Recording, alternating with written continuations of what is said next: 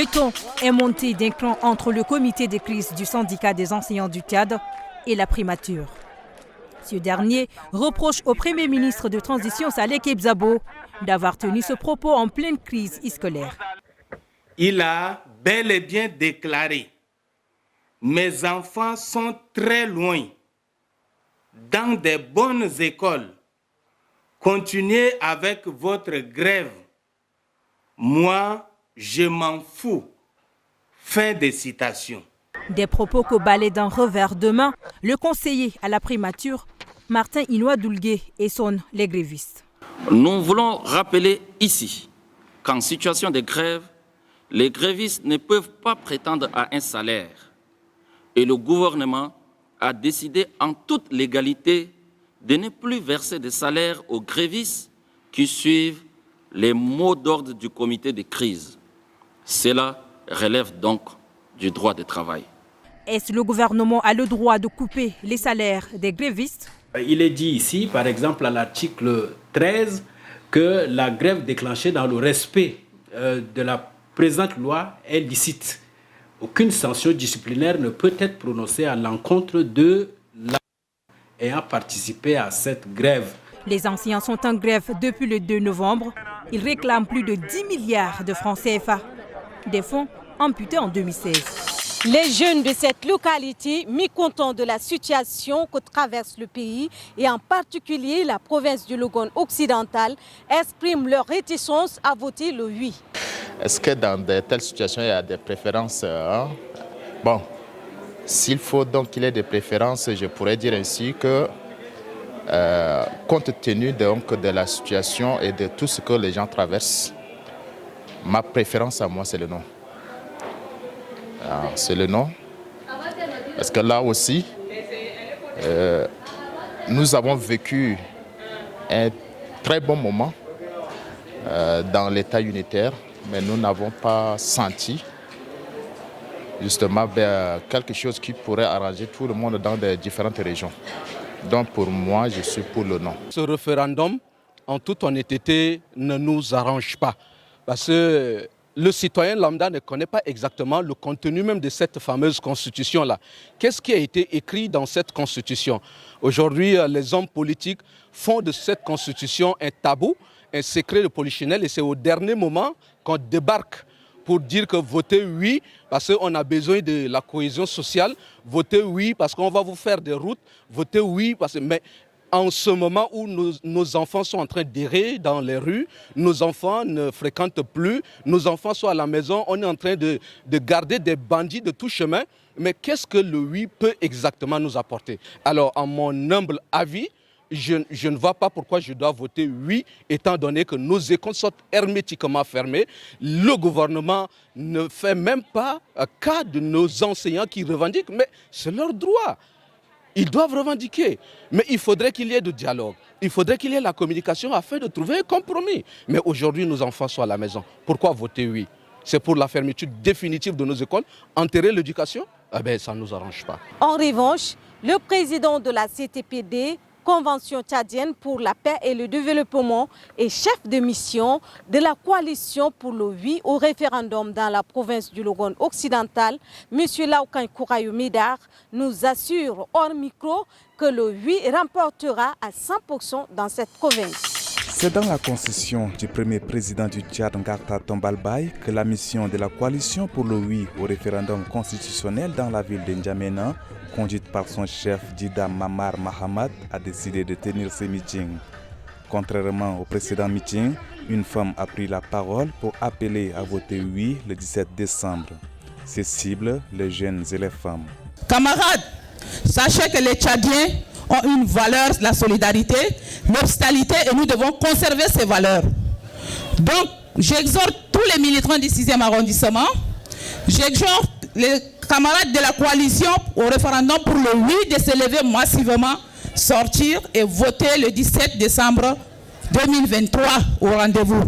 Le président de Viva RNDP, Dr Nouradine Delwa Kassire Komakoy, longtemps absent sur la scène politique, soutient lui aussi le oui et tente de convaincre. Dieu nous a envoyés sur ce territoire qui nous appartient à nous tous.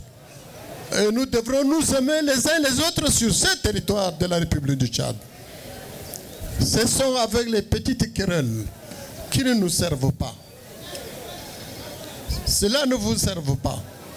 Changeons. Désormais, changeons. Nous sommes un même peuple, une même population. Nous avons le même destin que Dieu nous a donné ici. Sûr de remporter dans le 6e arrondissement, l'équipe de Djida Mamar Mahamad offre un concert à la population de la commune et vise le 4e arrondissement qu'il doit aussi conquérir. La mobilisation est aussi grandiose dans la province du Logone oriental. Les personnes âgées, les jeunes, les enfants et personnes handicapées ont répondu présents à ce meeting des transformateurs.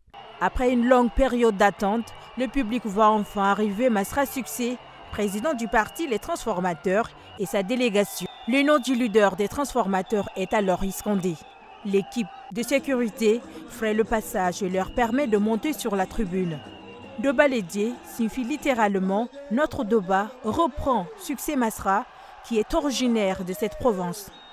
Au milieu d'un public surchauffé, il cite quelques difficultés de la province. École Goto, Man Goto, carburant Goto, Doba Yedwa. Est-ce que c'est normal? Doba qui donne le pétrole, le Tchad n'a pas de carburant. Est-ce que c'est normal?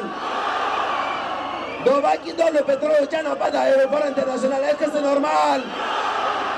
Ce n'est pas normal. Mais ce n'est pas terminé. Doba, à Doba, les enfants sont sans école. Les enfants sont à la maison à l'heure où je vous parle. Est-ce que c'est normal? Masra Succès promet d'améliorer les conditions de vie des populations si son parti venait à accéder à la magistrature suprême. Comme ailleurs, il invite la population à retirer sa carte d'électeur, à opérer un choix judicieux lors du référendum constitutionnel du 17 décembre pour éviter une probable prolongation de la transition, à se préparer pour les élections de fin de transition. C'est grâce aux torches des téléphones portables que le meeting qui a commencé tard s'est achevé. La composition et la désignation arbitraire des membres de la CONEREC et l'omission d'un référendum sur la forme de l'État. Nous, Mouvement pour la justice et l'équité, boycottons ces projets de référendum constitutionnel et appelons le peuple tchadien à se mobiliser contre ces scrutins illégitimes. Le Mouvement pour la justice et l'équité a toujours milité pour une transition démocratique qui garantit la paix, la justice, le développement et pour une constitution qui reflète la diversité et l'unité du Tchad. Le président de la coalition pour un oui au référendum constitutionnel, Saleh Kebzabo, est arrivé ce lundi à Abéché après quelques jours de tournée dans la zone méridionale du pays pour sensibiliser la population à voter oui pour le référendum constitutionnel prévu le 17 décembre 2023. À son arrivée à Abéché dans la province du Ouadaï, il a été accueilli par le gouverneur de la province, Bachar Ali Suleiman. L'objectif de la visite de Saleh Kebzabo est d'inviter la population à voter oui pour le référendum constitutionnel. Le ministre des Affaires étrangères, l'ambassadeur Mamad Saleh Nadif, a participé à la commémoration de la 75e Déclaration universelle des droits de l'homme à Genève ce mardi 12 décembre. La délégation tchadienne conduite par le ministre a pris part à des discussions de haut niveau pour renforcer le consensus mondial sur le droit de l'homme.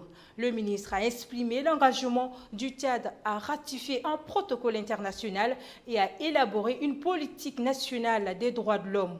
La participation du Tchad vise à promouvoir la paix, la sécurité et la protection des droits de l'homme au niveau national et international.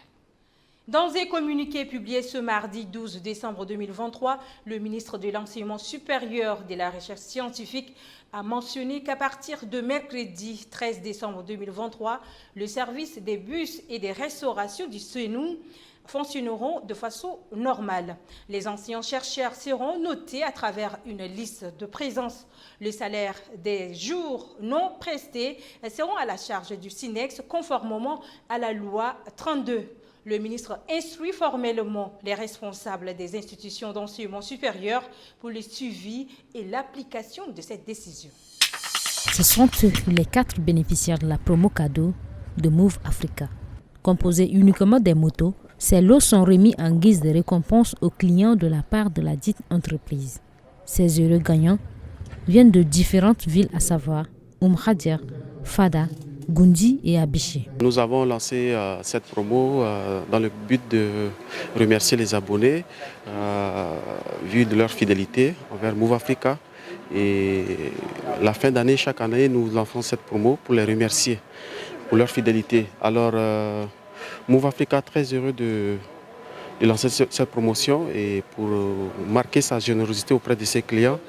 Et il offre cette année 20 motos aux 20 gagnants. Et nous avons lancé cette promo depuis le 2 novembre et ça prendra fin le 7 janvier 2024. Donc aujourd'hui, nous sommes sur notre deuxième remise. On a remis 4 motos aujourd'hui aux 4 gagnants. Ce geste de Move Africa a réjoui le cœur de ces gagnants. C'est justement ce qu'ils ont exprimé tout en appelant à la participation des autres. Move Africa a bien fait et ceux qui veulent jouer au 555, qu'ils tentent leur chance.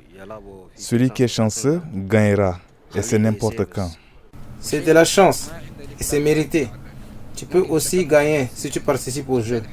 Je m'adresse aux N'Djaménois et aux habitants des autres provinces. Ce n'est pas parce que les gens de la province avons gagné cette fois que ceux de N'Djamena doivent se décourager en disant que nous participons au jeu, mais finalement on fait gagner les provinciaux. Afin de participer à cette promotion, il suffit d'acheter des forfaits voix, SMS et Internet à partir de 1000 francs ou plus.